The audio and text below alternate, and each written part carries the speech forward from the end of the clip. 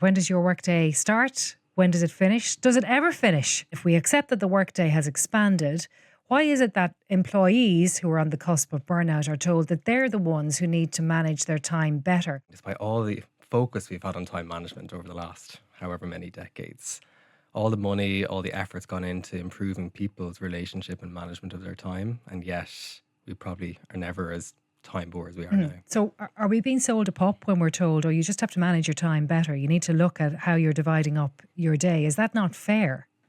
I think it follows how management as a kind of discipline formed back in the early 1900s. You kind of were able to kind of create different pockets of your work, and therefore you could get more efficient and figure out how to do that. But work has changed quite a lot in the last 20 years. A lot of people work now in quite an unboundaried way, so there is no start or formal end day of the day. There's also a lot more expected of them. They have to use their brains a lot more than the past, and having to come up with new solutions, innovations.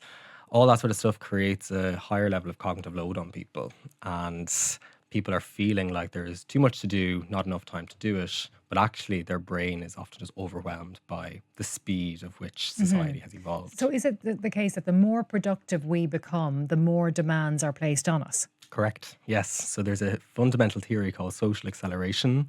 Every time we get better, we make a technological advancement that's supposed to give us back time, we have a tendency to fill that time automatically with something new. And that's not to say that there isn't any impact of all that old work as well. We're still ticking along doing that, but now we're layering in new on top of it as well. And I think we're seeing this with AI. You know, people are talking about using large language models in their work, and they're overwhelmed. There's this new research coming out suggesting that people are engaging what's called cognitive surrender, which there used to be this way of thinking: you thought fast, you thought slow, depending on, whether you were actively engaging in rational reflection of work. But now people are just not engaging whatsoever because they're so overwhelmed by the sheer amount of information. And what about the value that we place on rest? Like we tend to see rest now as a bit of a luxury, right? But that's a relatively new concept. Yeah, I mean, a lot of it came from the Industrial Revolution, but it got tied up quite a lot with Calvinist kind of Protestant work ethic back in the late 1800s, which said that if you aren't being productive, you aren't being worthwhile, essentially. And so capitalism and industrial capitalism formed quite along that sort of moral way of thinking about our time. And that is now completely institutionalized in how we have our relationship to time. You only need to look at people, the increasing level of hustle culture that we would have traditionally only seen in places like America, seeping into places like Ireland. What does that mean now? Explain hustle culture to me. The idea that nothing is enough. There's always more I can be doing. Keep pushing. There's an anxiety, I think, around, the achievement of the American dream or the equivalent of there, depending on your country. And if you're not pushing, you're not valued, you're not worthy, you're a bit lazy, aren't you, if you're not pushing? Yeah. And we even think about, there's a whole field of research called chronemics, which is about how you perceive time, your own time, and also the time of others. So when I arrive late, you might automatically assume that I don't value you, that I don't value your time, that I'm lazy. But also, if I was the person then who was arriving early, I'd probably do the exact same thing to you. So we are constantly evaluating kind of social norms based on our relationship to time in ourselves and also to other people. So when someone who's in an employee situation says, I'm feeling like I'm at the end of my tether here, I'm burnt out, and the solution that's offered to them is sort of a time management course, or let's look at how you're working. Is that fair? Is that the right thing to do? Have we got it all wrong? I think yes, to be honest. I'm going to be doing some new work with IBEC and some large companies here in Ireland to try and get them to think different about time. And what I'm proposing is what's called temporal intelligence. So it's a different way of thinking about our relationship to time, marrying it much more with kind of psychology and physiology realities that we can't ignore. And if we got a better relationship of how to organize our time to marry to those unignorable realities of just who we are as people, we could probably have a better relationship with time and probably be more productive. And so I'll be working with them over the next few weeks to figure out what does that look like in practice. What does it look like in practice, do you think?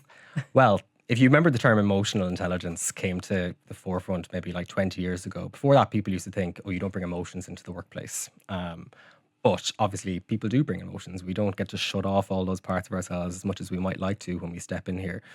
And so emotional intelligence said, okay, let's figure out how to bring this into work and harness it for, good. I'm basically doing the same thing about time. We are constantly thinking about time.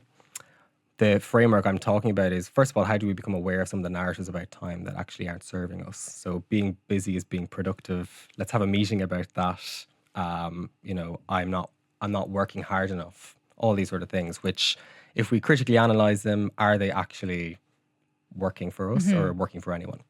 Then how might we actually go about negotiating change to how we think about time in the workplace, whether for ourselves and our teams and our organizations, creating a more balanced way whereby we can put in effort but also recover from that effort, like how an elite athlete would do. They peak performance and then they recover from that. We're no different to the physiology and psychology of elite athletes. And then ultimately, how do we create the system that allows greater level of slack within it? So if we have a tendency to continue to add more and more and more, how do we actually pause ourselves from doing that and seeing actually where are we going? But is this ultimately about getting more out of people? If the big companies are looking at this, is this what they want? It is about getting more out of people. It's about getting people back to having a sense of livelihood. The workday, the third busiest time of the day for emails now is 10 p.m. And grim. Exactly. We are passively walking into this. And there's many different things that have happened with our relationship to time over the last 100 years that have made us arrive here, to an unconscious way. It is not against business interests to be doing this. It's actually safeguarding the future of humans and thus the workforce. Because, there's a reason why burnout rates and stress rates are rising exponentially now compared to 20, 30 years ago. It's because the amount of work and the expectations of how much time to complete that work have just grown. So there's an expectation that you'll be checking your emails at 10 o'clock at night. I mean, that's almost become built in, hasn't it? Well, it's a cultural norm now, Yeah. and it's influenced by people, as you say. You go onto your social media, and there's certainly my social media pumps being like, you should be doing X, Y, and Z. Otherwise you're not productive or worthwhile. But then it's also team norms, organizational norms, cultural norms. Because people are afraid to show weakness by saying no, aren't they? And saying, I don't check my emails outside of my work hours. People are don't say that anymore, really. It's very hard to put up boundaries. It suggests to people that you must be somewhat vulnerable to say that actually I know that I've reached my limit and that if I go beyond this, I'm going to shoot myself in the foot for the next day or the day after. So you are going against the cultural tide, I suppose, but for the better. Some messages coming in. Ireland has followed the British and American work system when we should be following the European system. In Europe, work starts and stops at fixed times. Working beyond that is not expected by companies, and you've got healthier and happier workers. Is there anything in that? Absolutely. I mean, there is that famous quote of Dublin being closer to Boston than Berlin. Our Yes. culture is much more influenced by. Well, we've invited it in, haven't we? We have, that culture? absolutely, yeah. And it plays a disproportionate level of influence on how we think about work in Ireland. And there is, working time regulation, the right to disconnect, flexible working policies, all these sort of things are coming down the pipeline. And we're seeing that happen in more of Central European countries.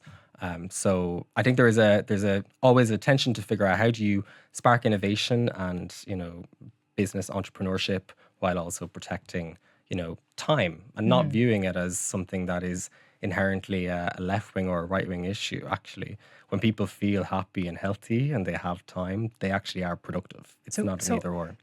On an individual level, do we need to pull back from this always on model? Yeah, we do. It is serving no one. By being on all the time, not only are we increasing our own stress, our burnout, we are less present in all the parts of our lives, work and non-work. We might think we have this endless capacity to continue to perform, but actually, by always being on, we're getting diminished returns. But now if you do that and you do it alone, you get a rep for being like the no-hoper in the office. Don't ask Darragh for anything because he's not working after 5 o'clock. Well, again, these are all about conversations of negotiation, though. So the workday in and of itself, the 9 to 5, is not in existence in the way that we thought about it 6-7 years ago. So what I'm calling for is more explicit conversations around time in the workplace. Thinking about it from the different stakeholder groups. How do we give people back their sense of agency over their time? How do we ensure business gets value for the time that they are getting from their employers or employees? And how do teams ultimately get to, figure that out at that middle level as well? So the 8-hour day is gone, is it? Doesn't exist anymore. You tell me. I mean, yeah, I feel like the unboundaried nature of work, it's extremely difficult for us to be able to understand what do we qualify as work now. That's a bigger question. Work used to just be go in, do your core tasks and leave. So if we Work is accept much that bigger the than that. working day is gone, it's about how we as humans survive that. Well, it's about figuring out what is the future of work. What is the future work day? Is it 7 a.m. to 9 p.m.? And is the expectation that we are expected to be available for all that time? Or is there more nuanced conversations that we could be having in business to safeguard people, but also safeguard business for the future?